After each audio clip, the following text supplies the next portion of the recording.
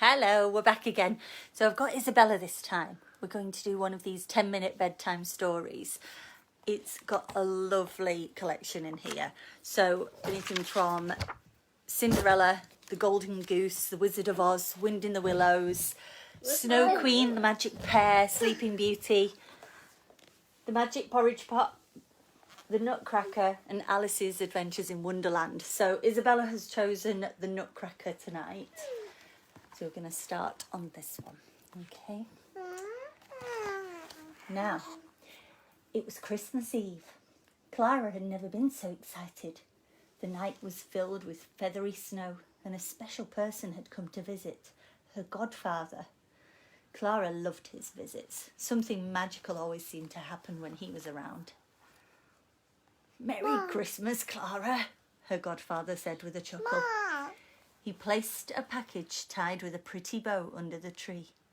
"I have a very special present for you this year." That night, Clara was so full of Christmas joy that she couldn't sleep a wink. She was desperate to find out what was inside that package. She decided to sneak downstairs and have a peek. Clara tiptoed down the stairs, being careful not to wake anyone in the house. Tingling with excitement, she crept to the tree and found her godfather's gift. The message on the label was peculiar. How could a present protect me? Clara wondered. The label says, "For Clara, I hope this protects you."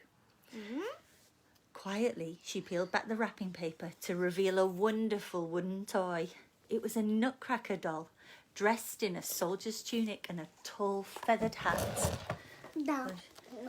Just there. The clock struck midnight as the chimes sorry, Rosie's decided to go and get a teddy. As the chimes echoed around the house, Clara suddenly felt tired. She found a cushion, curled up and fell fast asleep. She woke with a curious feeling. Something unbelievable seemed to have happened as she'd slept. Clara had shrunk. It was incredible. She was smaller than the presents. Even stranger, someone was watching her from the Christmas tree. A tall figure stepped from the branches. It was her new toy, come to life.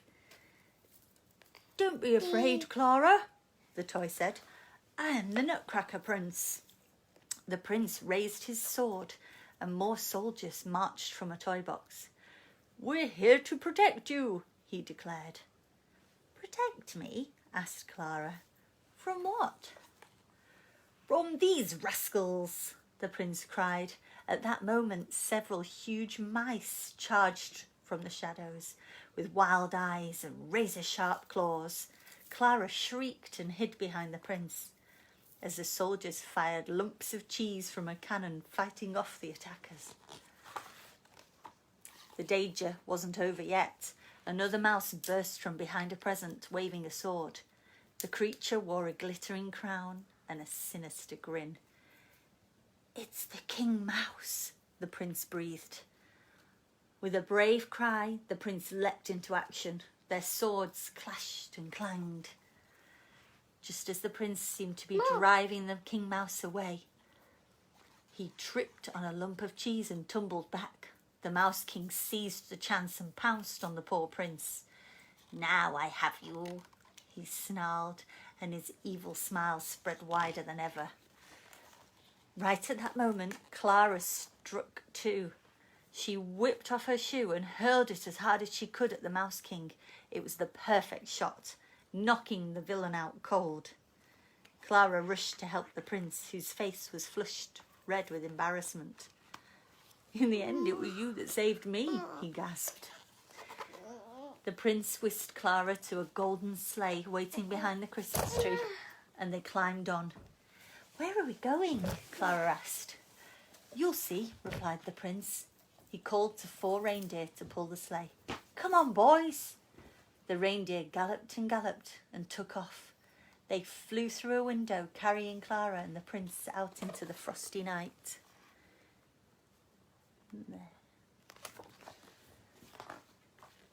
They landed softly in a forest that glistened with fresh white snow. Clara knew immediately that it was a magical place. "There is someone I'd like you to meet," the prince explained as he helped Clara down from the sleigh. A lady swept from among the trees, dressed in a robe that was somehow brighter, whiter and more sparkling than snow. Clara gasped. She was the most beautiful woman she had ever seen. "This is my friend, the Ice Queen," announced the prince. The Ice Queen led them to a palace carved of ice, so pure it looked like crystal. Its grand doorway gleamed in the moonlight, and its soaring towers reflected the shivering stars. Clara's eyes were wide with wonder as she followed the Ice Queen inside, where icicle chandeliers hung from arched ceilings. "You arrived just in time," the Ice Queen said. 8 ballerinas performed for Clara in the palace's grand ballroom. They seemed to float through the air like snowflakes. After the dance, Clara played catch with the palace's poodle. "I'll always remember this night," she told the happy little dog. I'll try and show you that page there. So there's the dancers. So she went to the ice palace and got to watch the ballet. Clara didn't want to leave, but the prince promised that their next stop would be even more memorable. They flew away in their sleigh, waving to the kind Ice Queen as they rode up into the night and the snow. Mom! The prince was right. When they finally landed, Clara couldn't believe her eyes. "Welcome to the land..." Yes, Rosie? Of candy cane. You've got me. Okay. "Welcome to the land of sweets," said the prince. Everywhere Clara looked, she saw something delicious.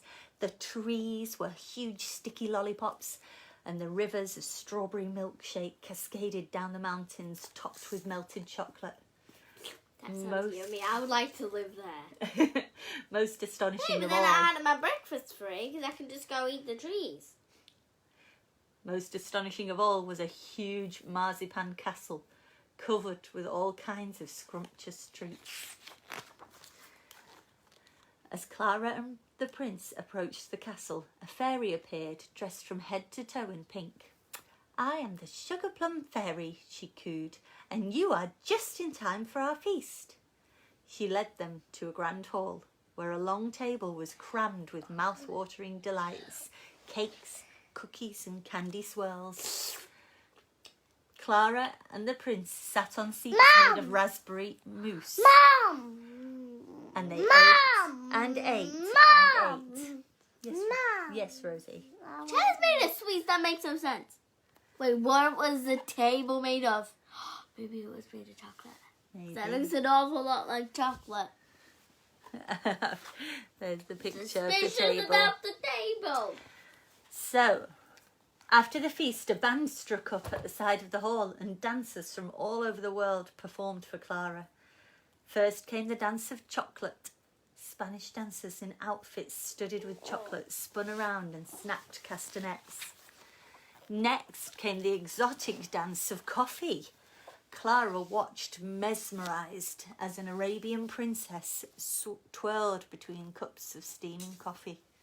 The music How was does coffee slow. mix with sweets? That makes no sense. The music was slow and soothing, and the dancers swirled like the steam. The third group of dancers from China performed a lively dance, a tea dance. More and more dances followed, and Clara clapped and gasped at each. Maybe there was one about candy pop. In the Candy final what? act, a group of ballerinas dressed as wildflowers danced. I can't see, Rosie. Rosie, move. Ding, ding. Ow. Sit down, please, Rob. Thank you. Danced a slow waltz for Clara. It was so beautiful that Clara thought she might cry. At last, sadly, it was time to go home. With a happy sigh. Can we do a happy sigh? Clara climbed back into the sleigh and waved farewell to the Sugar Plum Fairy. "It's been such a magical evening," she murmured to the Nutcracker Prince before falling asleep on his shoulder. When Clara woke, she was back under the Christmas tree and the prince had gone. Oh, it was all a dream, she realised with a yawn. But something. Rosie, be quiet, please. No, Rosie. She's tired. Bee doesn't want to hear you going rah. Say hi, Bee.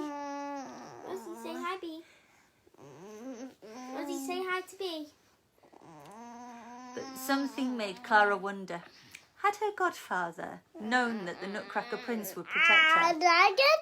Was that why he gave her that wonderful present? And why did her mouth taste of candy swirls? Maybe, Clara thought, as music from the night began to play in her head. Maybe it just wasn't a dream after all. And that's the end of that story. So I'll put the links for the books tonight on the comments section. And have a lovely night's sleep and a lovely day at school tomorrow. And we'll see you all tomorrow night.